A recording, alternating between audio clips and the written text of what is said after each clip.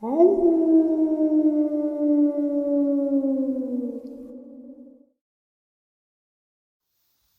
and salutations, everyone. I hope everyone is still doing well, and welcome to, depending on wherever you may live, or however you may look at your clock, this early morning or middle of the night bonus upload. Before we jump into it, a couple links. As many of you know, I rely on Patreon, PayPal, channel membership, and the merch to help the channel to continue to grow and go. Links to Patreon, PayPal, and channel membership is in the description below. Merch displayed directly under the video. Also, Dogman Frightening Encounters, Volume 1 through 3, the audiobook versions. They were written and researched by Tom Lyons, narrated and produced by me, Jeff Nadolny. Those audiobooks are available on Audible, Amazon, and iTunes, links to which are also in the description as well. And finally, last but definitely not least, if you'd really like to help support the channel to continue to grow and go, simply subscribe. It doesn't cost a cent. Click the like button, takes half a second. If you don't want to miss out on any of the informative uploads I put out daily, click that bell icon. And folks, please leave a comment. Why? Well, because all of these things really do help the channel to continue to grow and go. And yes, folks, they definitely do matter. Now, everyone, I have taken far too much of your time. Let's jump in to this early morning, middle of the night bonus upload, shall we? All right, everybody. Tonight I have a special guest out of Louisiana. Mike, how are you today? I'm doing fine, Jeff. How are you, sir? I'm doing well. Thank you for taking some time out of your day to come on and share your experience. I've talked to you for a little bit. And I got the gist of your encounter. I didn't get the whole encounter, but I know that you don't like going out into the bayou anymore. So I'm going to turn the mic over to you so you can share your experience with everybody on the channel. Okay, sir. I'll get to the point. I went hunting. It was May 2009. I worked at the Levac shipyards, and I needed my weekend with my dog to go hunting. So it was early morning, Louisiana, and it was foggy.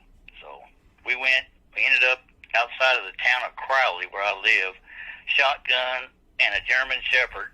We got out the truck, parked it by some old railroad tracks going west from Crowley. We're hunting down the rails, it's foggy, and my dog stops dead in his tracks, and he's just pointing. I said, well, that ain't good. It's maybe a raccoon or something. I said, what is it, Hunter Bone? He didn't look, just kept creeping. And we were, at the point, we were like a quarter over an old bridge, railroad bridge, over a bayou in the fog. And he started creeping some more, and it's just like in an instant, this creature comes over this bridge walking, and it was just total fright. I mean, just total terror. Mm-hmm. Orange eyes, I could hear me saying, Lord Jesus, please help me. I had a shotgun. It was a 12-gauge Remington, and it was just instant. He's looking at us, and we look at him. It's like my hair was standing up. I mean, it's just total fear. I was terrified. How big was this thing? Man, it was taller than me. I'm 6 foot. I mean, I put on another program. I mean, I don't mean to cross over Brent Sawwin's encounter. I put on there. I said it was a 10-foot Louisiana Dogman, but that's probably because I was afraid when I told him that. But this thing was at least 8 foot tall. Okay. Built like Arnold Schwarzenegger, and standing there growling, looking at me. Well, Hunter was about to attack this thing and kill him. That's just how Hunter would attack a train. That's how kind of a dog he was. But I said, no, Hunter. And I looked at that thing, and I popped a buckshot over at some bitch's head. I should have just plugged his ass, but I didn't. I don't know why. That's strange, because you know how you are with a gun. Yeah. And he jumped up and growled and shrieked. I said, holy God, help me. The sucker ran back the other way over the bridge. Well, I followed his butt running with another shot. Bam! And the rest of it was bird shot. That's usually how I hunt. Buckshot in my chamber. The rest bird shot. and I don't use any strange rounds like fire rounds or not flechettes or nothing. Right. And we had to run back the opposite direction. I could hear the sucker crashing over the other end of the bridge in the weeds, but see, there's on the railroad ties, they're separate. If you miss a step, you're going to put your leg right through that thing, probably break your leg or your ankle. So we had to hot foot it. We ran back about a good quarter mile or so to the truck. It only lasted that long, but I remember I turned about 100 yards and fired my shot again, for insurance purpose. And we ran back to the truck. I was terrified. He was terrified. I couldn't believe we hauled ass back to Crowley. Sorry for the expression. No, you're fine. It only lasted that long. Right. 30 seconds. And see, I was a dogman. I was a dog catcher in this town. But something like this, it just escapes reality. I was so nervous, I didn't know what to do. I didn't tell nobody. I told the state trooper. He said, well, I've seen dog critters run across my camera, but he didn't realize what I was talking about, this creature. And this is outside of Crowley, on some abandoned railroad tracks. It used to be the Opelousas North-South Exchange. Okay. And that's where I sent a picture for you. And that's pointing towards the interstate, but the reverse of that picture would be a bridge over a bayou. And this is in the fog, and believe me, I was terrified. I really was. I never had to shoot at a critter that was going to try to kill me. I couldn't believe it. I could still see the face of that thing. The eyes were orangey looking. It's like he had an LED set in his eyes, Right, yeah. Almost like glowing. Yeah. I thought it was the devil. Yeah. I did. Now, how close were you I guys? had trespassed. I thought I had trespassed in some evil voodoo something. Right. How close were you to it? That was my only impression. That was my impression all the way to the trail.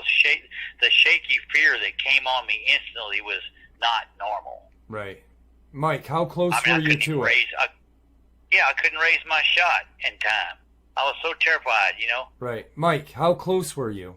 Like, how close were you guys? Well, okay, you know how wide a railroad track is, okay? Imagine you're standing on a trestle on a bridge, okay? Mm-hmm.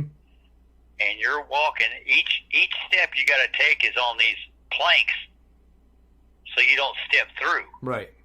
Because you'll bust your hind end and probably break something. Yeah. So I'm about a quarter over the bridge, and this thing came out of the fog. Now, see, this fog is thick here. So we're talking 20 feet, or I could see the darn thing. That's when Hunter went crazy. He wanted to attack his thing. He was going to try to kill it. But I said, no, Hunter. He obeyed me, not attacking it. Right. I that's still to this day, I don't know why I didn't plug that sucker with buckshot in the head. I just shot over his head. I'm glad that scared it off and I didn't have to confront this thing. I can imagine if I was out there just to poke around with a little 22 or something, what a problem would be, Definitely. Or if I didn't have a shot at all. Yeah, if you were just out there hiking or doing, just walking. I've done that. Sure, I've done that before. I'm out metal detecting with a metal detector to find coins and stuff, but this is kind of boondoggies, and it's kind of bog, snake-infested part of the bayou. Mm-hmm. And I'm on the railroad tracks. So it was a direct confrontation. It just stopped right there. I couldn't believe what I was seeing. Yeah, that's terrifying. That'd make you swallow your dead gum bubble gum instantly. Definitely would. Yeah. Now, did you notice a scent, or was there a smell, or was it just instantaneous? You see it was through like, the fog? When it came out of the fog, the fear factor was something I've never experienced. It just froze me. It was like a weapon, the fear. Yeah. It was a real terrible, shaky fear where it froze me in my track. The orange eyes, I couldn't believe that. This sucker was built, standing there, and I remember my mouth had gaped open. I'm just like in awe. I'm like, huh? Yeah. But absolutely. Your instinct, what you've been taught, I keep hearing, shoot it, right? That's what you hit. Kill it, shoot it, right? Yeah. I remember I called on the Lord's name. I did, I remember. But I don't know why I didn't plug his butt in the head and shoot him. But he lived. I mean, I don't know why, but I'm glad he ran just after a couple of shots. I'm sure it had to sting somewhere. Maybe I got a piece of him. I don't know. Yeah. But like a wolfy-looking canine head and big ears and fangs and the growl. I almost lost it, actually. You know what I did? I remember I went and bought a pint bottle of Jim Beam and poured me a shot to calm my nerves, and I don't drink. Yeah. I don't mess with liquor, but I did. No. You know, I finally got enough nerve to call the wildlife people, Louisiana Wildlife. Mm-hmm. And I told them, and he didn't believe me at first. He says, well, you need to not go back to where you're at. You know, he said, next time you have an encounter, tell me. I told him where it was at and everything else. You know, he said, you sure it wasn't a bear? Or, you know how they do. They want to make sure that you're not lying to them. Right. You know, and they say, well, our suggestion, he said, a 12 gauge, Mr. Edwards, would not stop that kind of creature. So he acknowledged. So he kind of acknowledged that they knew this thing was out there by saying that kind of. Sure. Yeah. Wow. They've had that encounter before right outside of Crowley. I mentioned it. It's called the Old Ziegler Nursery along the railroad track. There's another set of railroad tracks that goes in between the town. There's a nursery down here. It's about 6 miles down the railroad tracks where a Dogman, 2 of them came on this property. And I called this woman, Miss Ziegler. She says, yeah. She said, we caught these dogs going from tree to tree in our headlights when we came home from dinner. But she says, then, a week later, these 2 dog creatures jumped their fence, and their children got up on the car, and they're terrified the crud out of them, and they would hang around, and they excremented on the porch. And the wildlife people said they'd never seen the prints or their excrement or the hair before. So these creatures were in the trees? They jumped over the fence. No, the first time they saw them, when they were... When they came back from eating at Don's Seafood in Lafayette, and these creatures jumped down out of the trees. Wow, okay. And ran off. This property, I know, because there's a veterinarian that lives there, Dr. Artall. It's an old Indian burial ground. I know that. Okay. And I read about this. Ms. Ziegler said, I got a story in the Ghost of the Bayou.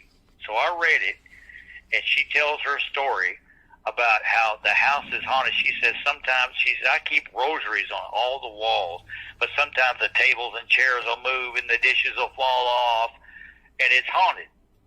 I said, how do you stand that? She says, I don't know what to do. She said the priest wouldn't come back when he tried to exorcise the house. That's so, crazy. And it's owned by a veterinarian, Dr. Altall, and I've had confrontations with him because I had to take dogs to be put down. You know, it's sad to say, at his veterinarianship over here. I told him about all that. He says, yeah, I know it's haunted. I ain't worried about that. He said, but I didn't know about no dog men. I said, that happened on this property years ago. Wow. And so, but that's right by a bayou, see, so they probably have to come out of the bayou. Now, I don't know the connection between the Indian burial ground, what ritual they're coming on the property, if there's a, you know, the spiritual world as well as I do. But there's fear, there's got to be something. Yeah. You know. Yeah, I've heard there's been someone that I talked to that's up in Maine, and there's a, not near the ocean, but kind of in the middle of the state. And there's an old burial mound up there. And he said that there's been sightings. He's never seen it, but he said there's been sightings of a dogman around that burial mound. And, you know, I find that kind of interesting. You know, I was going to ask you because I wasn't used to meeting something like that. And I haven't been back since 2009. Yeah. That's how terrified I was. And I thought I was pretty grown. But I'm not going to go looking for trouble. But these creatures do exist. Like the guy said, the agency said, they produce just like any other animal. They move around. They reproduce. They have to live out there. But you don't see a whole bunch of them. I said, this is South Louisiana. why don't y'all catch these suckers and put them on display, or use them for a K9 dog or something? You know, get a hold of one of their puppies. Say, this is my dog Cletus. Can you change that tire, Cletus? He probably yanked the dang hub off. Yeah. You know, I mean, it's just reality. I find it's crazy that he actually admitted to, you know, saying, hey, the shotgun ain't gonna do you any good on that. I mean, that's amazing. Yep. Right there. Yeah, he said, look here, next time you have an encounter, we got a special number we can call, and we know who to call. He said, okay, so you just stay clear, be safe, and keep us informed in the event it happens again. And that was it. Yeah. I didn't go back. I never went back. There's no way. I can't. Not in the fog, anyway. Yeah. I took a picture of that area and sent it to you in my messages. Yeah. If you look at the office of that picture, which you can't see, but behind you, if you're looking that way, is the bridge that goes over the bayou. And this is an old train trestle from the 1920s. Yeah. And it's abandoned and it's off the ground. And you know what? That's the last place you expect to meet somebody like that, a creature like that. I still can't believe what I read. Absolutely. It's just awesome. Absolutely. Yeah. I remember you had emailed me something a while ago about a poultry farm out in Shreveport. Oh, yeah. They have in North Louisiana. Yeah. Up by Nacogdoches, they had a Dogman attack on a poultry farm, and then on a pig farm, and then on a cow farm in the same county, in the same parish, and the wildlife people played it down as a bear. But the farmer says, no, it was a dog creature werewolf, because they had Mexican workers. He said, no, dog, big werewolf, big galloto. He had to shoot at it with a shotgun. It ran off. I mean, it was inside the fence line. That's crazy. So, that is crazy. Yeah, that's a big, poultry farm. But they don't broadcast it. It's probably so people won't be afraid, I guess. I don't know. They don't never tell the truth about that stuff. That should make main page of any newspaper. Oh, yeah. Yeah, absolutely. People want proof, I know. I mean, I've heard the stories y'all told, like which one of it, the Alaskan Triangle of people, over 20,000 people a year don't come back. Now, bruh, that's irresponsible in my book, but something putting them out. Yeah. Yeah, absolutely. There's 20,000. Yeah, come on, bro. Yeah, there's just somebody ought to say no. You can't go with that in that region. Something.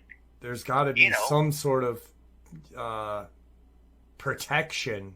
The government really needs to step in and protect its people instead of being fearful of. I think it's loss of money. Of tourist industry, lumber industry, paper, this and that, mining.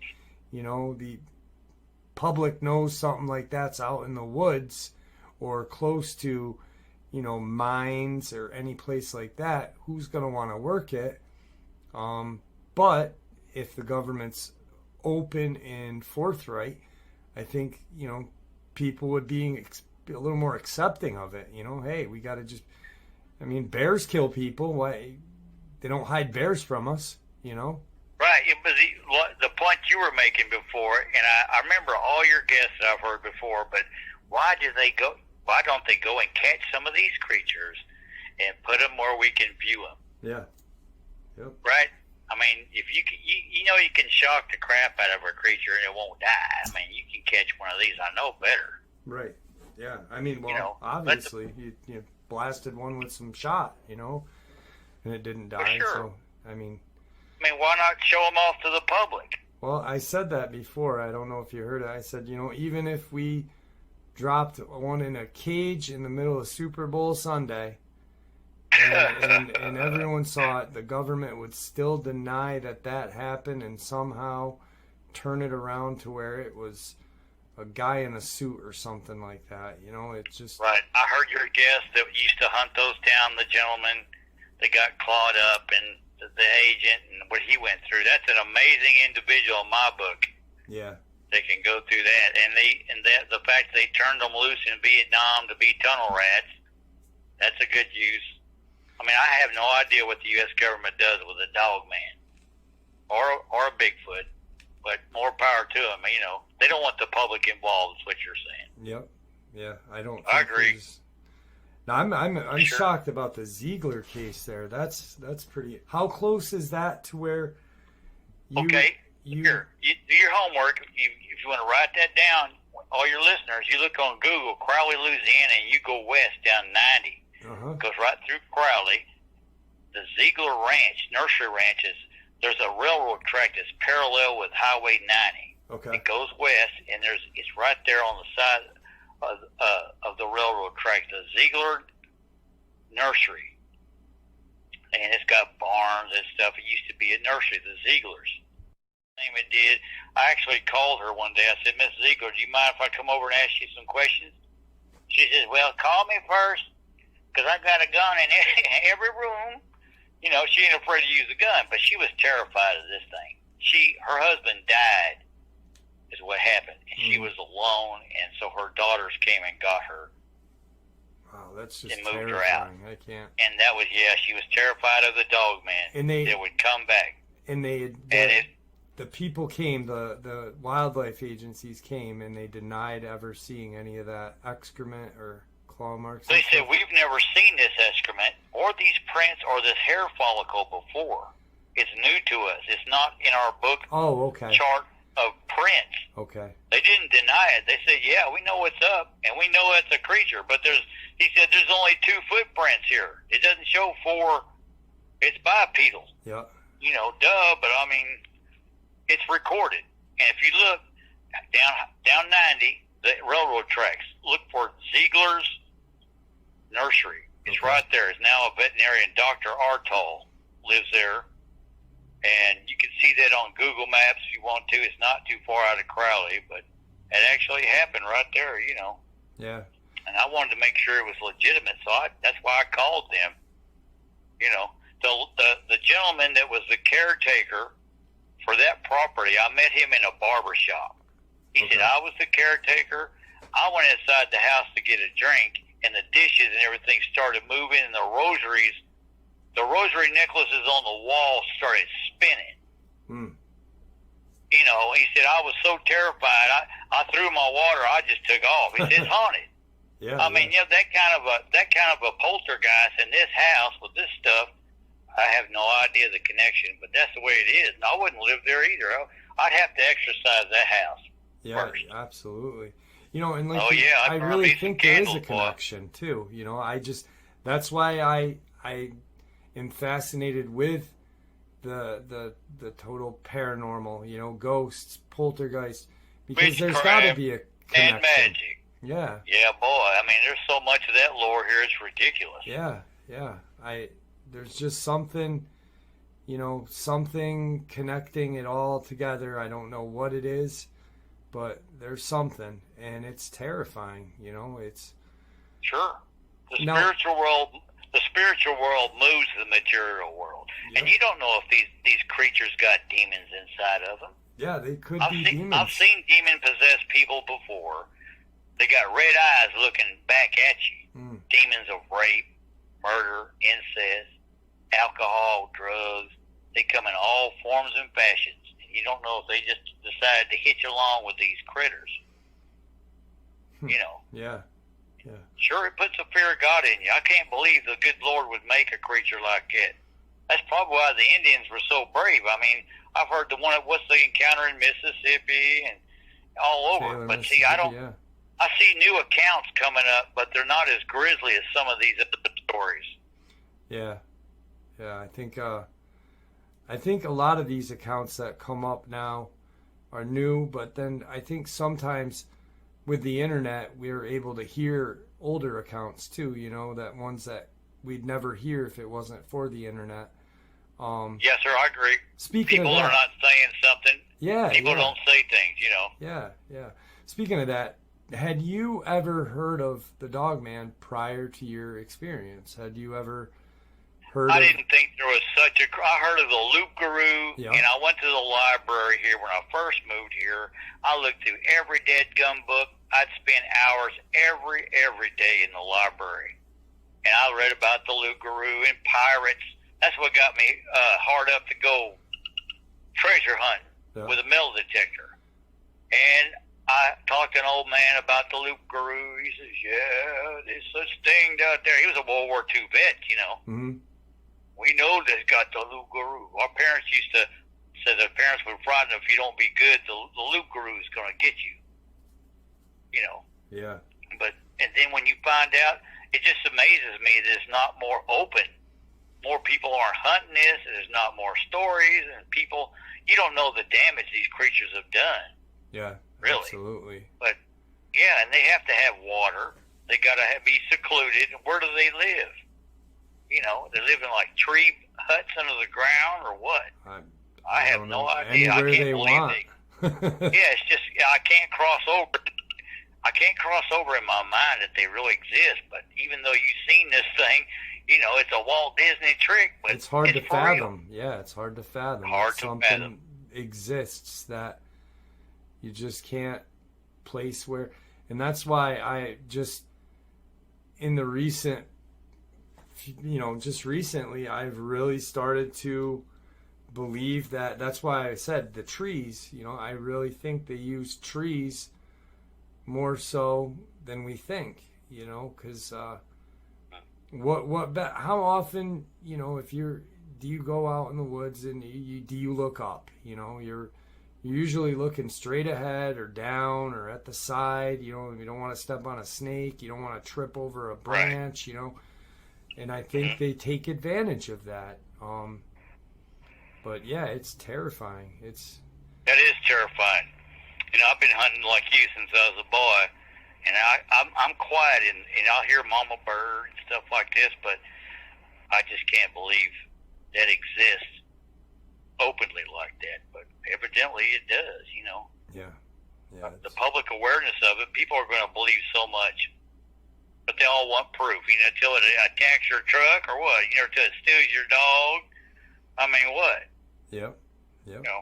And there's too many accounts not to believe in these things is my view of it. I saw what I saw, but I've got about, just in my filing cabinet from subscribers alone, 300-400 encounters. So how can That's a lot. How can I deny something like that, you know? And you can't. It's just they're so stealthy. They know how to hide in the weeds and the woods, and the creeks and the bayous. Yeah. You know, that's not too far from Crowley is what I'm saying. Yep. Where do they go?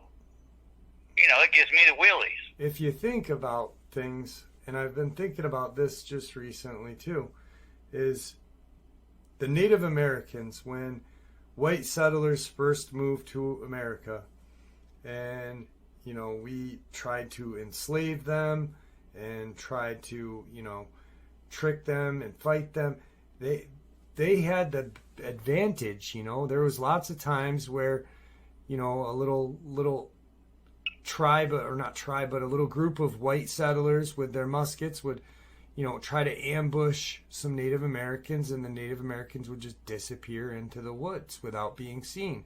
Well, that's because they've lived here and they've mastered the woods, just like these creatures have.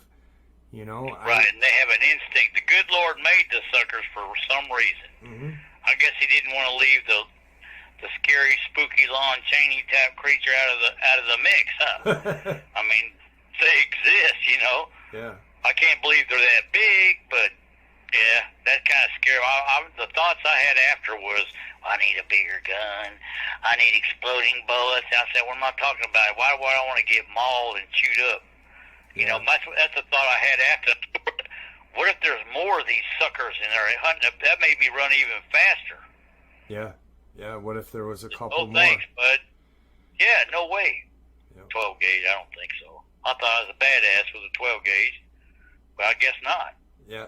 It ain't worth it. The thing that, when you shared that, you had your dog with you, and you know what's crazy is your dog had no idea it was there until it was right pretty much on top of you, too. Well, I didn't see the darn critter. I didn't see it was coming. He stopped and was pointing. Right. I said, okay, what is it? He started creeping some more. You know, he stopped again. This thing come out. We were both flabbergasted. Mm-hmm. I never seen that dog afraid in my life until that moment. He was so terrified. He was going to try to kill it, though. I know that. He was going to defend me, but Yeah.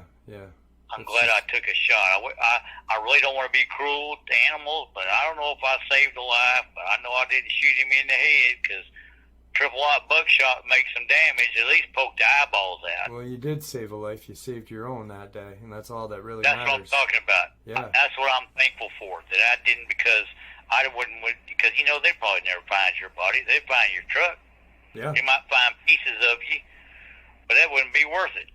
And they probably wouldn't list it as a Dogman kill. They never would. That's how they're. What's going on nowadays? That's you know, with all these people getting torn up, and you know, Sure. they're In listing these them. national parks. Yep.